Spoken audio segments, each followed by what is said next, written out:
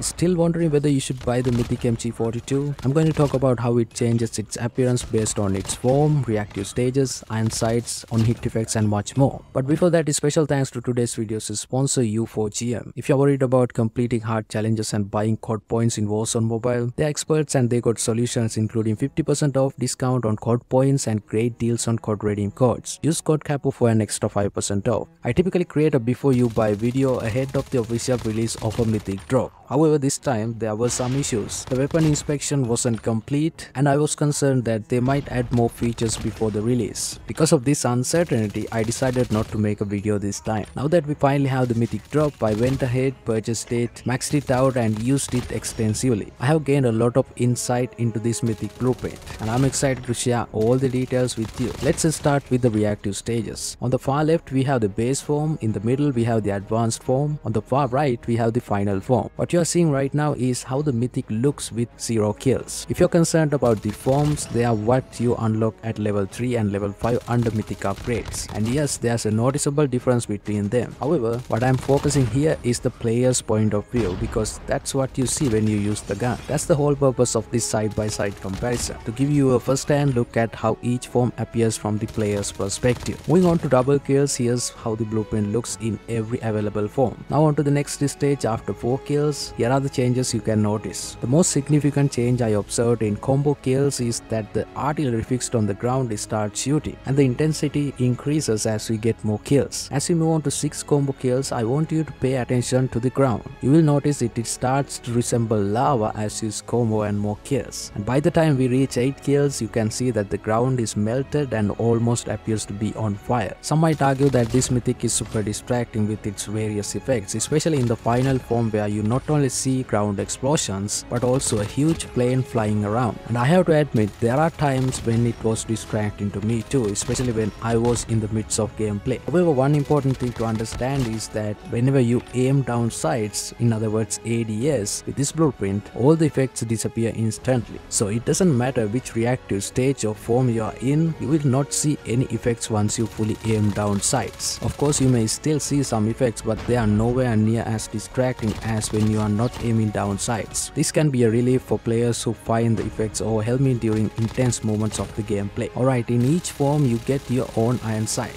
What you see on the screen right now is the base form, advanced form and the final form. Now in the final form you also get an ammo count, which has a bit of a vintage vibe to it because you can see rotating numbers. Additionally, it's straightforward because you not only see the number but also a meter that shows when you are running out of ammo. This adds a nice touch to the overall aesthetics of the weapon. Now if you are concerned about the muzzle flash, it changes based on whether you have equipped tracer or not. On the left we have no tracer ammo, on the right we have tracer ammo. You can clearly see the difference between the two, with the tracer ammo producing a more distinct and visible muzzle flash. That's not the only thing tracer ammo changes, it also affects the on-hit effect. As you can see, on the left we have the on-hit effect without tracer and on the right we have the on-hit effect with the tracer. The difference is very noticeable and I don't need to explain it further. Now that the blueprint is in the final reactive stage, I was curious if weapon inspection differs based on the form of the blueprint. Honestly, I don't see much of a difference throughout the weapon inspection except for the very last moment. You will see an explosion if you have the advanced form or the final form, but that's not something significant to mention. Here's the full weapon inspection and trust me, I don't think this is the best weapon inspection ever. However, we have never seen a weapon inspection with human interaction like this before. And I have to give credit to Call of Duty Mobile for creating something unique and inspirational. It's different from anything we have seen before. It's quite moving. You can literally see a ghost of a soldier appears and give some inspirational advice, showing that they were all part of a team. It's a patriotic and a deep moment that adds a meaningful touch to the game. In the gameplay clips I'm showing you, I only use the final form. The reason for this is it is the most comfortable form of this blueprint, particularly when it comes to the iron sight.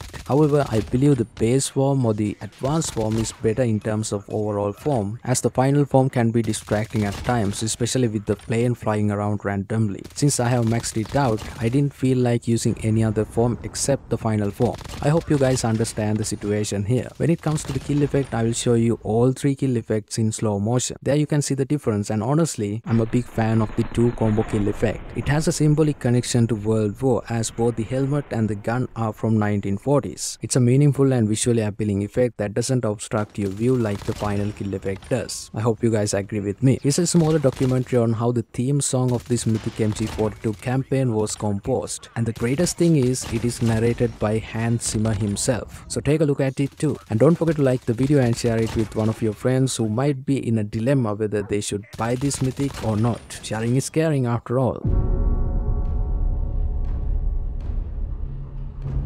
What I try to do is I try to open the door that gives you the possibility to have a true experience.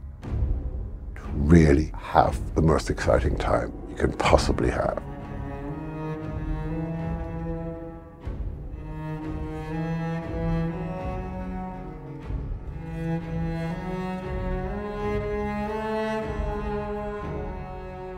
Writing for a game is slightly different than writing for a movie, because in a game you don't really know who your protagonist is, because your player, of course, is your protagonist. But still, what you're trying to do is you're trying to figure out how to go and write something which starts as a seed of emotional experience. And as it broadens, as you add more and more emotional elements to it, ultimately, hopefully, you're going to give your player a true experience. Because, after all, isn't that what life is all about? Isn't that what play is all about?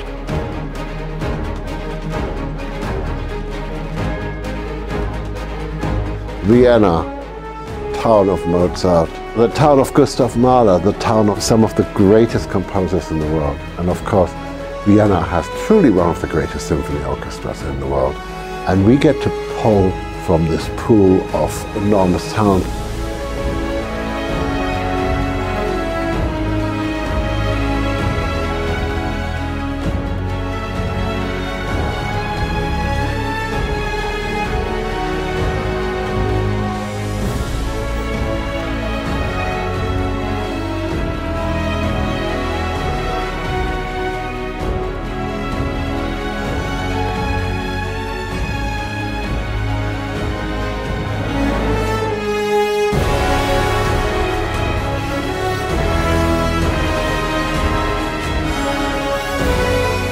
Bringing all these people together, you get an emotional charge that you just don't get anywhere else.